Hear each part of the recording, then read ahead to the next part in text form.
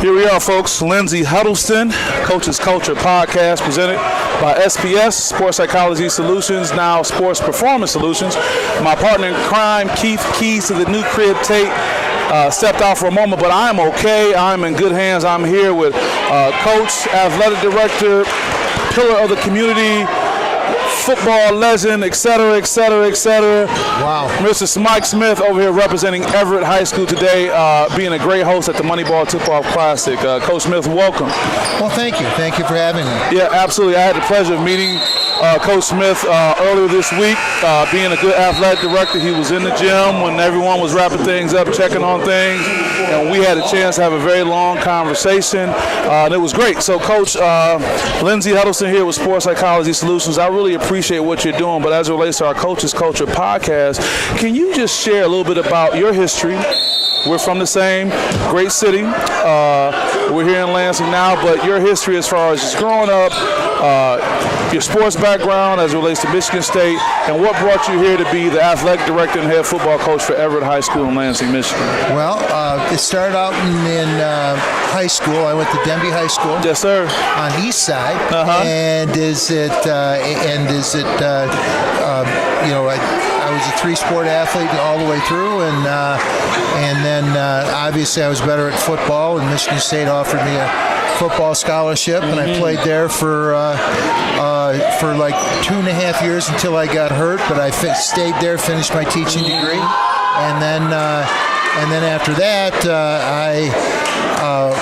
I applied for and got the job at Holt High School, which I was an assistant there for a while, and then I was a long-time head coach, and then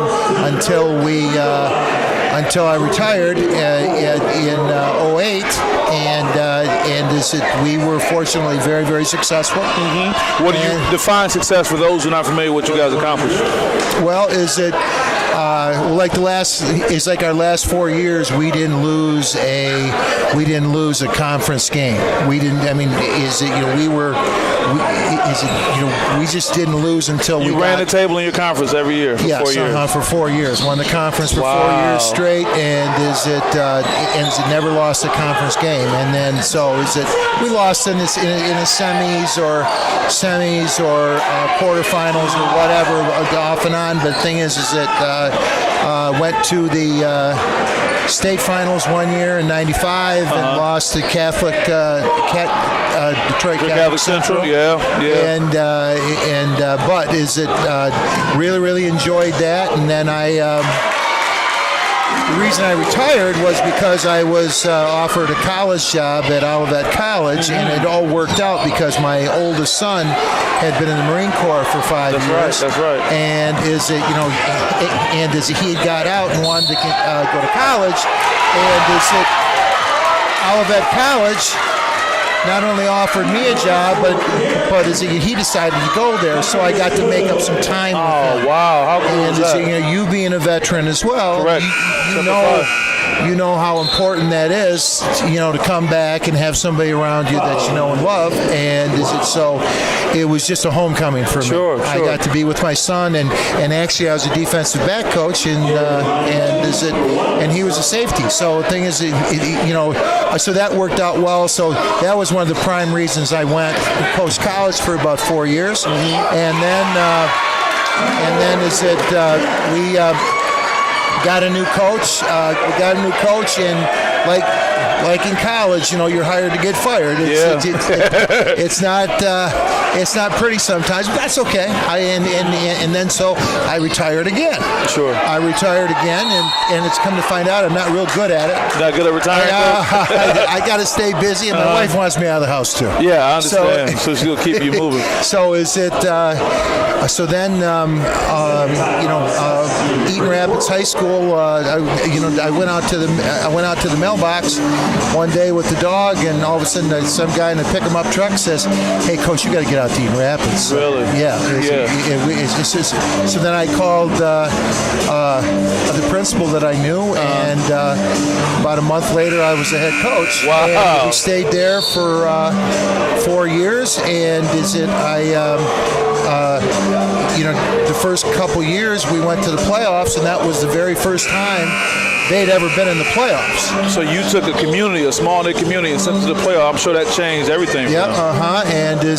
and we were district champs 2 years in a row. Wow. And so it was a huge change, but it's all about kids buying in and culture. Sure. and this. But the thing is, you got to believe that you can be successful too. You have to believe because a lot of times when you haven't been successful, you get beat down, but the worst thing you can do is you can beat down yourself. Yeah, sure. And then you don't believe. Sure. And so my hardest chore was to get them to believe that they could be successful, and they did, Right. they did, and it's a real tribute to them and the community. Is that my wife and I we could go into a restaurant or something like that, and all of a sudden somebody would chant in the back of a restaurant, "We are," and everybody would yell, "ER."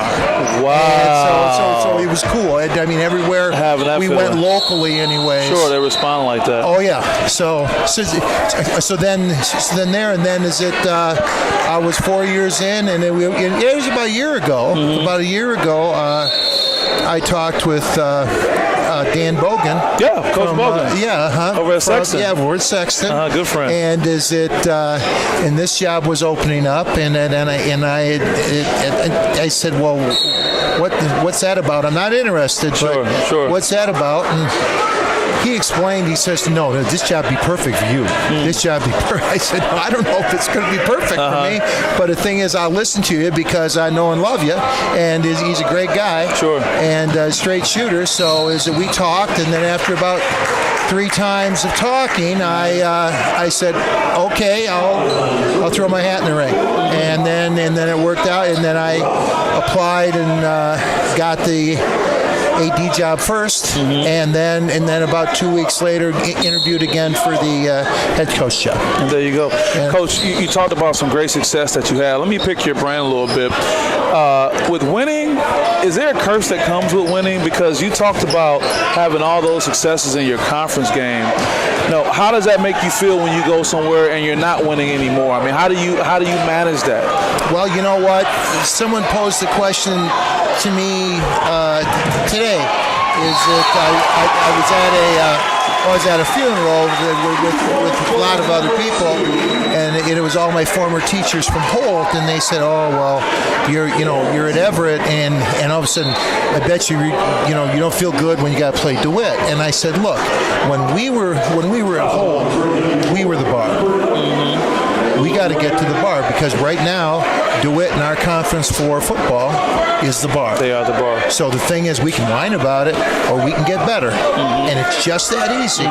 And the thing is that before we do anything, we need to improve ourselves, which is going to improve my teammate next to me and everybody else on the team. But the thing is, we got to work harder and we got to work smarter. Right. And a lot of the times it's not just showing up to the weight room, but a coach has got to go in and get them in a classroom, because the thing is, in like any sport, your IQ in that sport is crucial.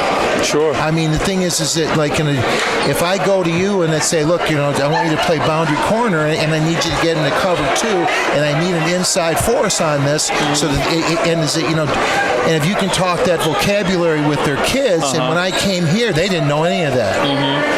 And now they do. Sure. And and we messed up sometimes, and that's okay because it's the first time around. But if in my case, our football IQ gets better, we'll get better. So it's working on all those things like the IQ. Yeah, and then you say, okay. Because this generation isn't real big on watching a whole game of any game. Sure.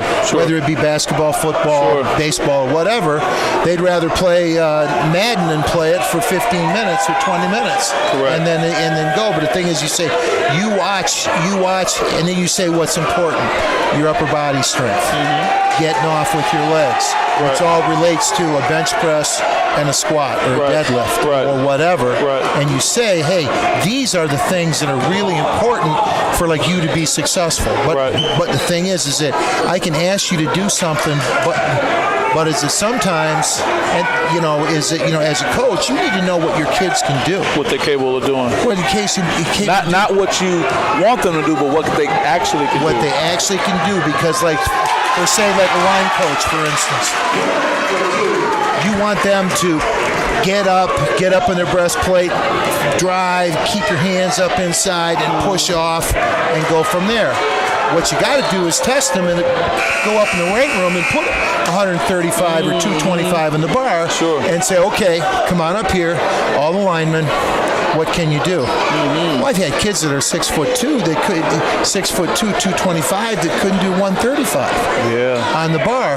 And the thing is, if you don't know that, those kids are going to start doing bad habit things to make up for it. Right. And is it so instead of taking on something, they're going to try and run around to the side. Right. Which means that your running back's going to get smashed. Yeah, it's going to be bad. Yeah. So when you get to that point when you recognize that young man isn't where he needs to be strength-wise, how do you maintain the patience to help get him there?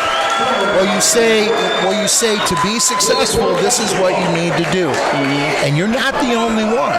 You're not the only one.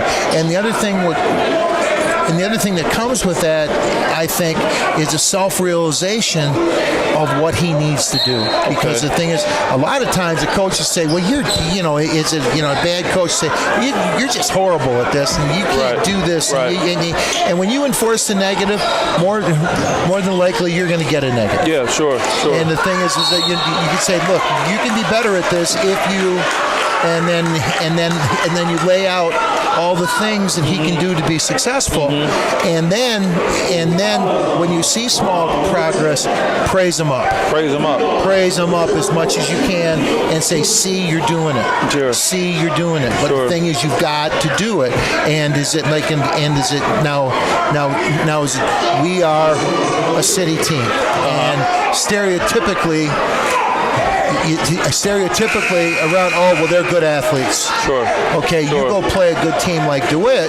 Now they aren't as fast as us, but but the thing is, we were losing to better teams. Sure. It wasn't the individuals. Was it better coach teams or teams that were more fundamentally sound? Both. Okay. Both. Because the thing is, if you're fundamentally sound, you can do some things, and maybe not the first time, but you can ask to do those things again and again because they're capable of that. Right. And is it sometimes the worst thing you can do is as a coach is watch that game of your sport in the pros or college and say, you know what, we're going to do this week. Well, you know darn well that your kids can't do that. Can't do it. You can't throw a 19-yard back shoulder fake. When your kid is an option quarterback and a runner. Right. So the thing is, you got to find out. As a coach, you have to find out what they can do. Coach, I want to go back to something you said, and everything you're sharing is so helpful, but you talked about praising them and, lifting them up, and you said you have to do that. Got to. My question becomes, what do you do when you have coaches who come from a school of thought where, for whatever reason, they don't really want to give that up? They don't want to share that. You follow what I'm saying? How do you manage that? Well, we had talked, earlier about it's, a coach has to take a leap of faith too. Wow. You have to take that leap of faith because the thing is, you talk about a coach, is it having those kids buy in and that community buy in. Sure. But the thing is, you got to buy into them. You got to buy into them and take chances. And the thing is that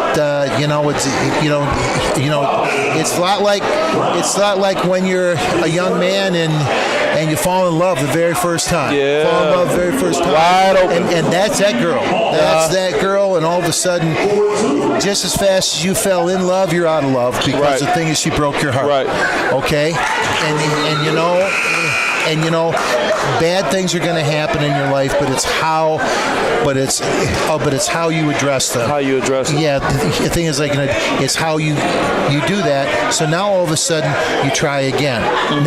Now is it? And I tell my guys, I'm never going to yell at you if you're trying your best. Mm-hmm. Never going to yell if you're trying your best. You get knocked on your butt. You get knocked on your butt, and you get up and you try again. God bless you. Sure. Because the thing is, you're doing it. Sure. The other thing I want you to do is like, in turn, believe in me, because like, if you're a linebacker and there's a guard read, and if the guard blocks down or out, it's a run. If he sets up for pass, it's a pass. Mm-hmm. And I'll ask the kid who wants to look into the backfield all the time at the quarterback and get the wrong read, and he doesn't know what's going on. Mm-hmm. And you'll say, you believe in God? Yeah. Mm-hmm. Can you see God? No. Believe in what I'm telling you. By no way am I comparing myself to him. I understand that you're not. But the thing is that sometimes you have to have blind faith in each other. Sure. Sometimes you got to believe. Like when you were in the Marine Corps, and you get under fire, your training, it's got to snap you in. Sure. Well, they said we're told our training will save us. So you have to get back to that training. Right. That's what's going to save your life. Doing those things we told you over and over and over again.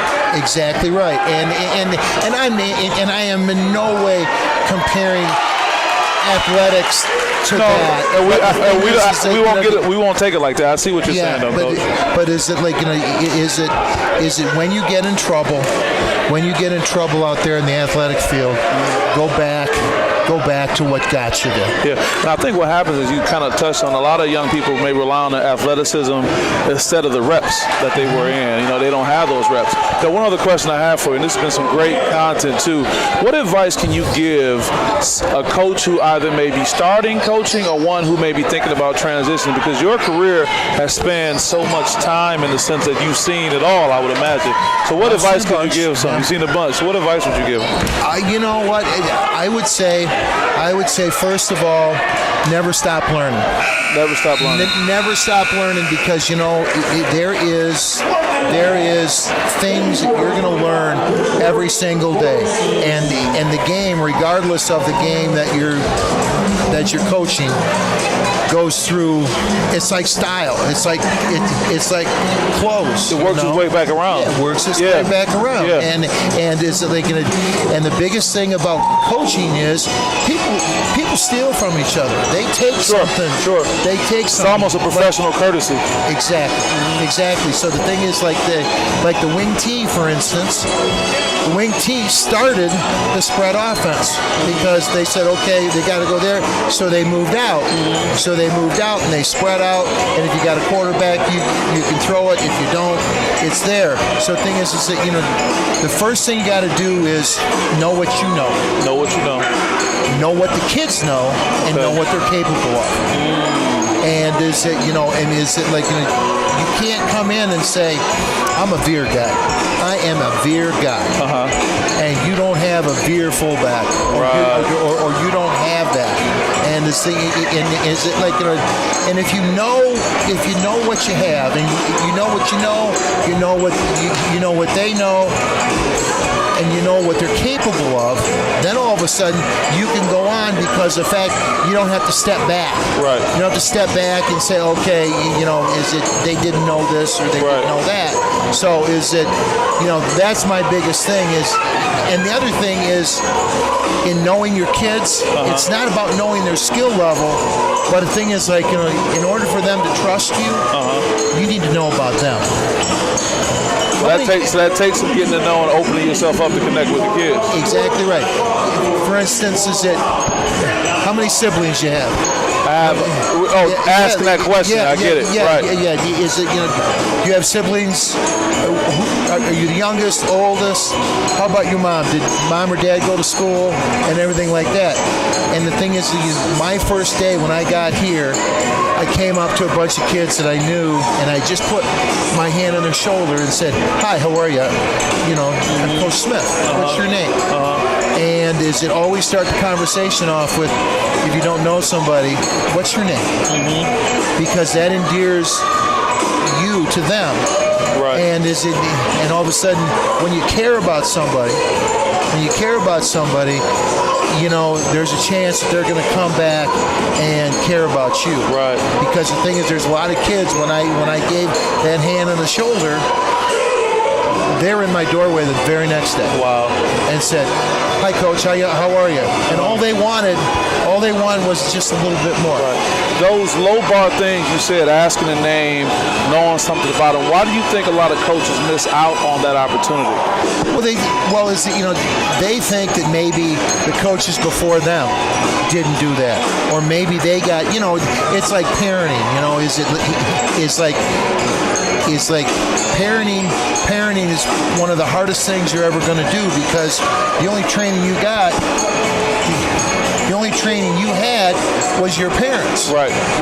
And if your dad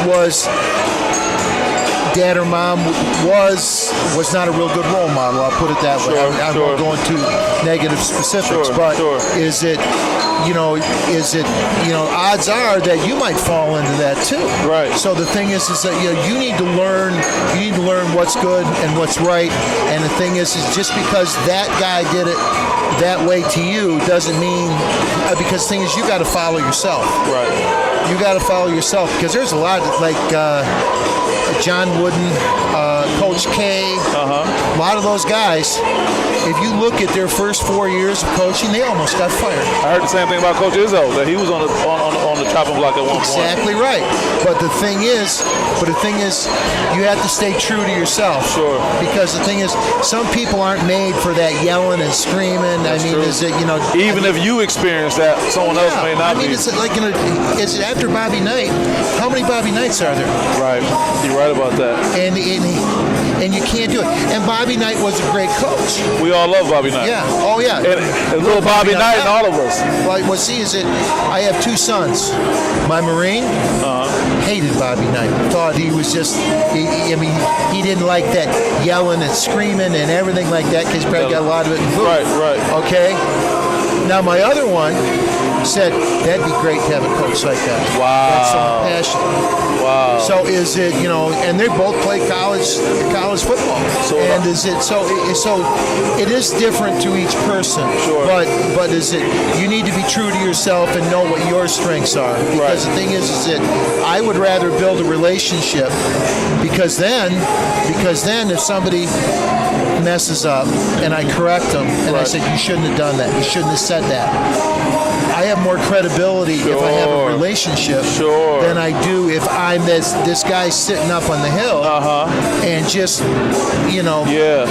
being that autocratic person. That's a hard way to deal with. And is it so? Is it and it always helps. Couple things. Winning isn't all. Winning helps. Winning helps with your credibility and everything like that. But a lot of times it covers up some of your inadequacies too. Sure. Because as a coach, you learn more after a loss about yourself than you do a win. Absolutely. Because when you win, you think, hey man, that's all I got to do is do the same thing over again. Even if it was close or I almost mess it up. All right. You don't go the extra mile and break down that film and say, hey, well they do that and that's different than what we just beat this team with. So the thing is that you don't. Is it the old adage about one game at a time? Right. And I'm not looking at this. Right. A lot of people say that, but I don't know. Right. I don't know how many people follow that. Well, that's why you see some of the great coaches, even in blowout games to their favor, they're still coaching until the end of the game. Right to the end. Right to the end. That's really good. We're here with Coach Mike Smith, athletic director and head coach at Everret High School. We're here at the Moneyball TipOff Classic. You know, Coach, you said some great things that can be helpful to coaches. As we get ready to wrap up, what advice can you give to young players? We have all these players, and the first thing they tell you, Coach, I want to be a D1 athlete, right? You may have heard that once or twice, right?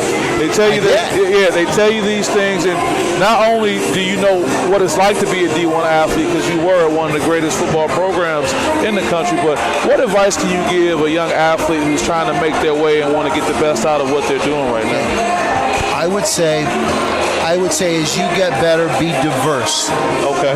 Be diverse. Is it if you look at those 1%ers, which is the ones that make it to the pros, the 1% of the scholarship D1 guys that make it, they played basketball when they were football players. Unless they were 7 foot or whatever, or a real short point guard. Right. The thing is that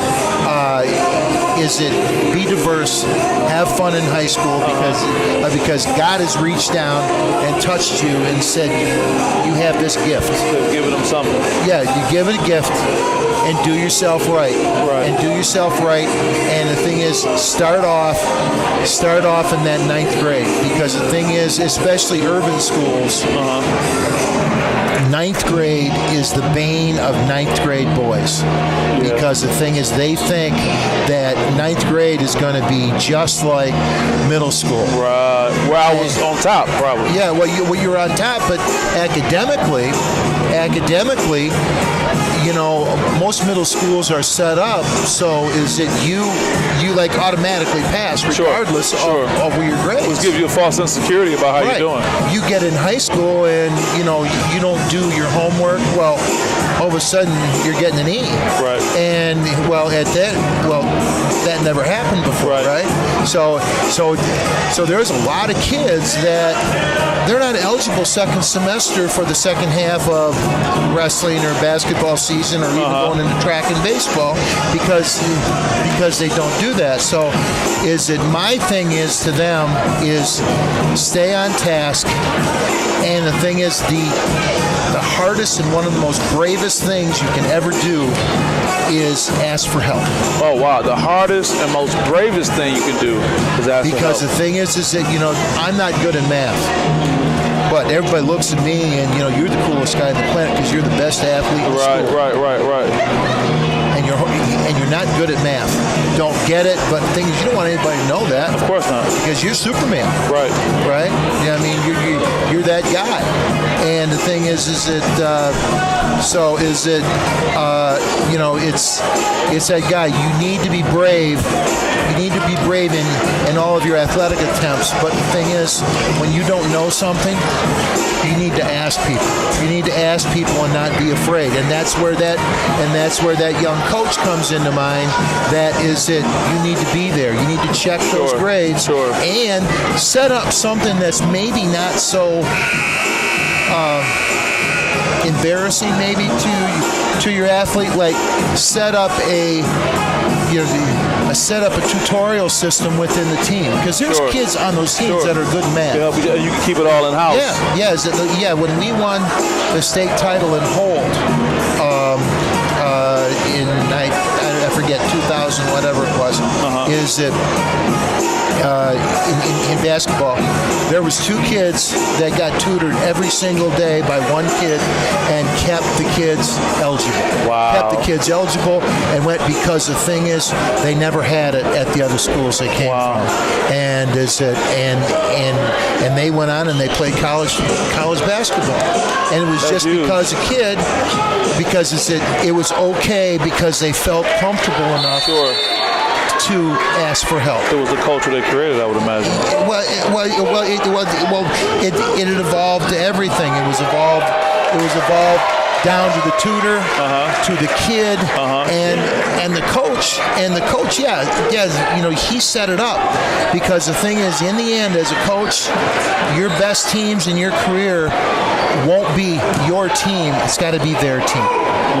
They have to buy in. It's got to be there.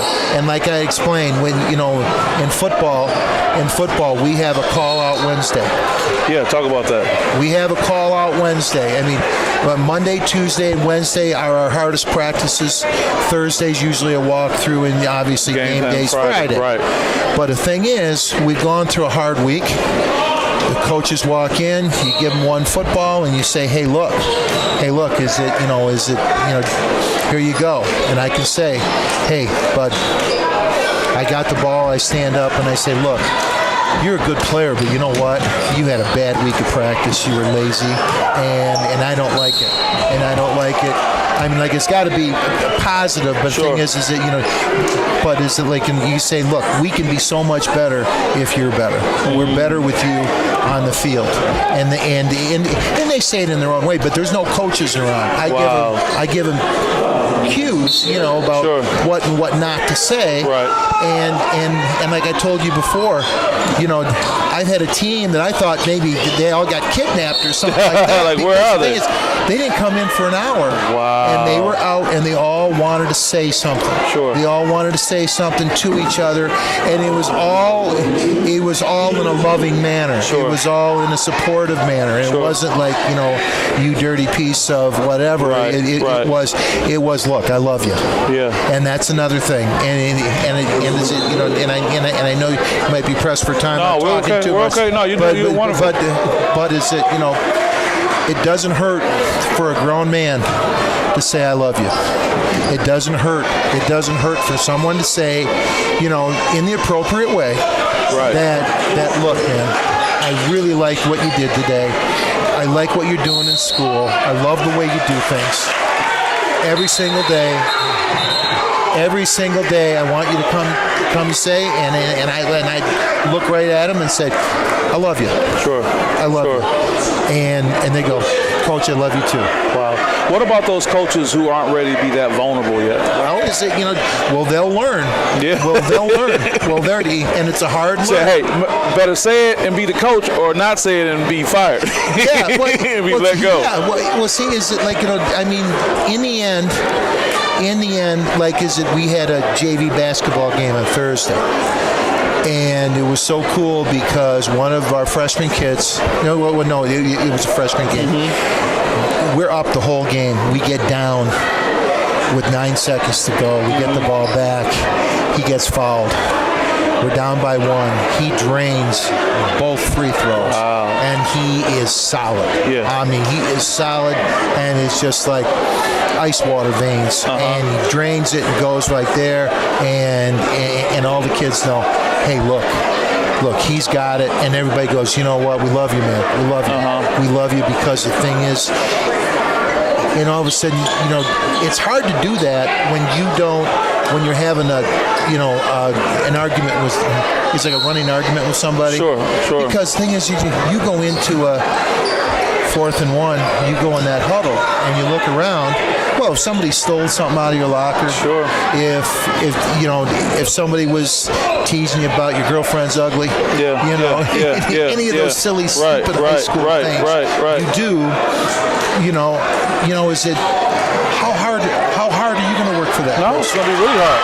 It's going to be real. And they talk about players that really give it all for their teammates and give it all for coaches because they want to give that for them. And is it, I think it's overused sometimes, but a lot of teams always want to say, well, we're family. Sure. We're family. Well, but there's a lot of definitions out there of family from team to team. But the thing is that, but in order to be a family, you should be able to trust everyone in your family.